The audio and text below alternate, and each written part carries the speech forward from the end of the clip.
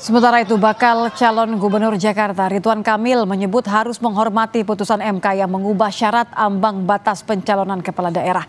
Putusan ini akan menguntungkan rakyat sehingga memberikan banyak pilihan calon kepala daerah untuk menampung aspirasi warga. RK juga mengatakan tidak terbebani dengan putusan MK ini.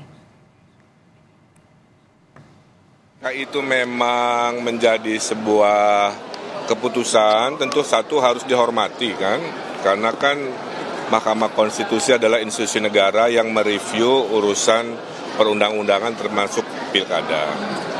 Kalau itu bisa membuat lebih banyak lagi calon-calon pilkada di seluruh Indonesia, termasuk di Jakarta, yang diuntungkan adalah warga.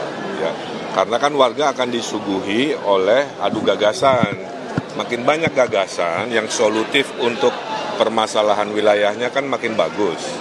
Saya tidak masalah karena dengan banyak sedikit pun selama itu sesuai aturan tentunya harus dilakoni. MK hari ini mengubah aturan terkait syarat parpol mengusung calon dalam pemilihan kepala daerah. MK menyatakan syarat ambang batas pencalonan kepala daerah 20% kursi DPRD atau 25% suara sah hasil pemilu inkonstitusional. MK kemudian memutuskan untuk syarat mengusung gubernur diatur dengan syarat ambang batas perolehan suara di pemilihan legislatif disesuaikan dengan jumlah penduduk termuat pada daftar pemilih tetap. Permohonan uji materi ini sebelumnya diajukan oleh Partai Buruh dan Partai Gelora. Persidangan untuk perkara nomor 69/71 untuk mengusulkan calon gubernur dan calon wakil gubernur. A.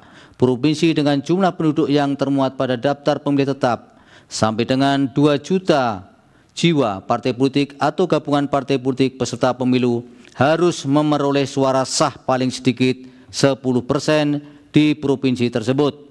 B. Provinsi dengan jumlah penduduk yang termuat pada daftar pemilih tetap lebih dari 2 juta jiwa sampai dengan 6 juta jiwa. Partai politik atau gabungan partai politik peserta pemilu harus memperoleh suara sah paling sedikit 8,5% di provinsi tersebut.